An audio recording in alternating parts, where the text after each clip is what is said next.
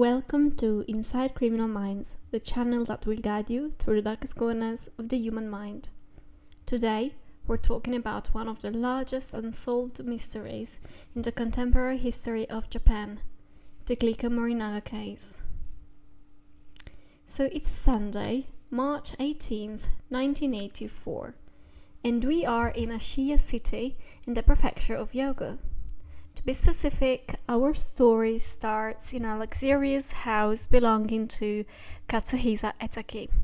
Ezaki was the president of Ezaki Glico, a very popular food company, the maker of treats such as poke. You know those biscuit sticks covered in chocolate of different flavors? I personally love them. So, moving on with our story, the property where Ezaki lived with his wife Mikieko and their 3 children was brand new. It had been built in 1983. And remember, we're talking about wealthy people, so the mansion had the latest high-tech security systems installed, and there were just 2 keys to get in. One of the keys was used by Mikieko and sometimes by their maid, and the other one was in the hands of Ezaki's mother, Yoshi, who lived next door. On the rainy night of March 18th, 2 masked men climbed the brick wall that surrounded the property, carrying a rifle and a handgun. Their target, Yoshi, was watching TV in her living room. To be specific, she was watching a drama show called Shin Yumichiyo Nikki. I can picture her so clearly in my head because this is such a grandma thing to do and I love it. Anyway, in the meantime, the 2 men scored a line on the door's glass panel and they broke it using a torch so that they could get in easily and silently. And then they cut the telephone line. They got to poor Yoshi, and she must have been so scared, and they tied her up using the phone's cord. They also blindfolded her and put tape over her mouth, and then they went on to search for the key to Ezaki's house. They found it in a cupboard, and here I'm a bit curious about something. Why did they get into her house first? Was it so that she wouldn't hear the noises next door and call the police? Or did they know that she had a copy of the keys? The first theory, that they didn't want her to hear the noises next door, I think it doesn't make much sense because the same thing could apply to the family next door, to Ezaki's family. So they probably knew that she had a copy of the keys. In that case, did someone tell them? Had they been spying on the family? Or was it just a lucky guess? At this point, they went to the house next door and they left behind 2 types of footprints. We know they were cheap jogging shoes, manufactured by Tajima Kasei Industrial Company and Solar Rubber Industry Company. I couldn't find anything about the foot size, so maybe they weren't able to establish it, I don't know. Now, Ezaki was taking a bath with 2 of his children, Yukiko, 4 years old, and Tetsuro, 11 years old.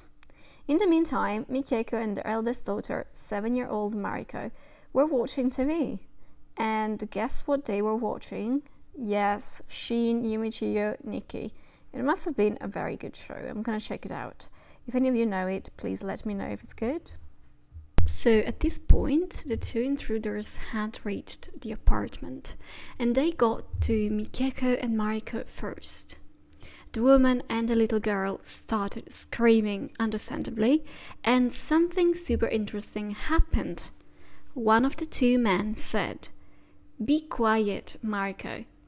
So he knew the little girl's name. Honestly, in modern days, it wouldn't be so strange because unfortunately we have access to so much information online, especially when it comes to the families of wealthy or influential people. But back in the 90s, I don't know, sounds fishy to me. So, of course, Mikieko's first thought was, they want money. So she said, Please spare our lives. Do not harm us. We will give you whatever amount of money you want." But the criminal spoke again and said, "Be quiet. Money is irrelevant." Then, just like Yoshi, their hands were tied up and they were blindfolded. Also, they were locked inside a room. And of course, Mikieko wouldn't just sit there wondering what's going to happen to my beloved family. So she started wrapping the tape around her wrists against the wall. In the meantime, the two men found what or who they were actually looking for: Ezaki. He was threatened with the rifle, and the little kids started screaming, but the masked man grabbed their father and escorted him outside the bathroom. To the children, they said, "Be quiet and do not get out of the bath." Katsuhisa was given a towel to cover up, and then he was handcuffed. Mikieko was still rubbing. But at this point, the alarm had gone off, because it had detected that the phone line had been cut, so they had to hurry. Ezaki tried to fight back a bit, and he even lost the towel by doing so, but he was still placed in the back seat of a red car that was waiting for them outside, with a third individual in it, a driver, and off they went. It was now around 9:36 p.m. Mikieko broke free after rapping for around 5 minutes, so all of this was very quick. First of all, she freed the child that was with her, and only then, finally, she got to the first floor and called the police of the prefecture of Hyogo. She also called her brother-in-law and vice president of Glico Nutrition. His name was Masamichi Etsuko. She obviously said what she knew, which was there had been a break-in. Her priority was to call for help, fearing that the criminals might still be at the property. She then cautiously went to the bathroom, where she found her traumatized children alone, and she understood only then that her husband had been kidnapped. Investigators and Ezaki's brother arrived at the scene, cleared the confusion around the charges, kidnapping, and found the stolen key inserted in the keyhole. When they realized how serious the situation was, they asked for additional emergency resources, even from Osaka, because it was where they thought the criminals were headed to. What they did was have checkpoints and ask for people to allow the police to search inside their cars. But that's pretty much all they could do, because there were no witnesses. A few hours later, Fujie Hirotake, head of human resources at Glico, was awoken by a phone call that seemed to be from a man and sounded recorded. The man instructed him to go find something they hid in the public telephone in Takatsuki. Then they hung up, and Hirotake ran to the public telephone, where he found a brown envelope containing a letter. I have the letter in front of me. I'm going to read a few sentences from it. It said, "I am holding a hostage. Prepare 1 billion yen in cash and 100 kilograms of gold, and put it in a white or ivory light car in front of department head Fujie's house in Takatsuki, and leave it there. Make sure the driver is skilled. We will call you on Fujie's home number. You can only let this be known to the bank's manager, company's driver, Kaneko, and Fujie. Tell anything to the police and I will definitely kill the hostage. I have friends at the police, Nippon Telegraph, and Telephone Public Corporation, and I will know immediately if you try to trace me. We are watching Fujie's house and the company. Prepare a road map of the Kansai, a map of Takatsuki, a blank memo notepad, and something to write with. Don't trick me with cash or gold. No wireless microphones or radios, and do not speak, only write. I won't negotiate. Just listen to what I say." Mentioned in the letter directly were Glico HR Director Fujie Hirotake and Glico Managing Director Tetsuo Kaneko. Fujie contacted the police, and at this point, the case seemed to make a bit more sense, as the purpose seemed to be money, ransom. Although they tried to keep the news a secret, newspaper and media started covering the news right away, which is understandable because we're talking about well-known people. The following day, the price of Ezaki Glico stock fell, and investigators started working on the case at full speed. They examined files and they spoke to the employees to see if they had a reason to hate Ezaki. But they were in the dark. They had no clue what was going on and why it was going on. Mikeko and the two of her kids said that all three of them had spotted a red car driving near their house, which is relevant, yes, like maybe it was the criminal's car and they were keeping an eye on the property, but they couldn't identify the car with absolute certainty. So unfortunately, that didn't lead anywhere. In the meantime, Hirotake, the company and the police gathered the gold and the money, and they placed it into a van that would be parked outside Hirotake's house. Of course, there were tracking devices into the bag with the money, which they hoped would lead them to the criminals. In the following hour, they received the same recorded phone call 5 times. The recorded voice said, "Get either Fujie or Kaneko in the car. Go to Takatsuki. Wait at the restaurant Kotobuki for my call. Driver waits in the car. Another person enters the restaurant. Kotobuki is being watched from both inside and outside. Prepare notes and wait by the phone. I will call Nakamura. From now on, your name's Nakamura." This call was tracked back to a public phone in Osaka, which strengthened the belief that the criminals were located in Osaka. Hirotake then drove the van to the restaurant and waited until they got a call at the restaurant saying that Ezaki had been left at a hospital. Despite this call, Katsuhisa Ezaki did not turn up in any Osaka hospitals. No other phone calls were received, and investigators were forced to end the operation. Of course, this was a huge disappointment for everyone. What happened? Did they actually have friends in the police? So were they informed that there were the police and detectives and so on waiting for them? So what was going on? We don't know. To this day, we don't know what happened. But what we do have, thanks to Mikeko, is a vague description of the suspects.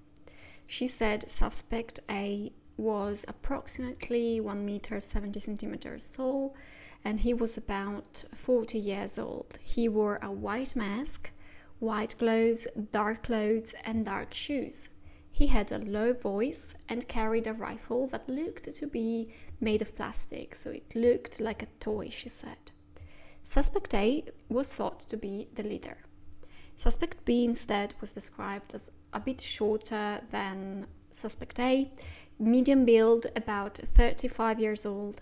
He wore a white mask with one opening for both eyes and a mouth opening, white gloves, dark clothes, and dark shoes without laces. He also carried a handgun. She also said Suspect B bore a resemblance to actor Takuzo Kawatani. You have a photo here in the video of the actor. Suspect C was the driver of the vehicle used to transport Mr. Ezaki from his home. He was described as being a bit shorter than Suspect A, much more similar to Suspect B in that sense. He was about 20 years old, so very young. He wore a black mask and he had acne. But now, let's see what's happening to Mr. Katsuhisa in the meantime. But now, while the family, the police and the company were desperately trying to solve the case and find Mr. Katsuhisa, what was happening to him? Let's start with him in the car. Remember, he was blinded and handcuffed, but he could hear, obviously, and he heard something of huge importance. You know when at a toll gate you have to pay and sometimes you just read, but other times they speak. Right. A female voice said, "It's 700 yen. Thank you very much." The amount of money revealed where exactly they went in Osaka. In fact, we know they were headed to the southern part of Ibaraki City in the Osaka prefecture. Specifically, they reached a warehouse. So Mr. Katsuhisa's hands were freed and he was taken to the second floor of building. They removed the bag he had over his head and they made him wear a ridiculous, colorful ski mask. Then they started taking pictures of him. Remember, this man was naked because he had lost the towel covering him while fighting the intruders. So why did they do it? Why did they take the pictures? So spoiler alert, these photos will not play a significant role in the rest of the story. So it's almost like they did it out of spite, just to humiliate him. Of course, there is also a chance they wanted the photos to, like as a safety net, just in case they'd need something to blackmail him in the future. However, they gave him a coat, and as they handcuffed him again, they said to him, "We also have your daughter, and we are hiding her somewhere else. But no worries, if your collaborators bring us the money we asked for, both of you will be released." One of the criminals then gave Katsuhisa coffee, juice, sweet buns and biscuits from the chain store The Yay. And also he was given a box that he was supposed to use as a toilet. The warehouse was basically abandoned. Apparently even locals didn't know it was there. And there were supplies to prepare for a flood inside the warehouse. But because there had been no flood in a while, even flood control workers didn't visit the warehouse. Katsuhisa had caught a few glimpses of the place, which he understood was a warehouse, and most importantly, he knew there was a train station nearby because of the vibrations of high-speed trains. He waited, terrified, through the night. On the 20th, the criminals gave Katsuhisa new clothes, and then they tied both his hands and legs. But this time, the ropes were quite loose, maybe even a bit too loose. At about 10 p.m., only criminal A appeared in the warehouse, and he said, "Do not try to escape, or I will kill your daughter instead." Then they made him record a message for his friends and colleagues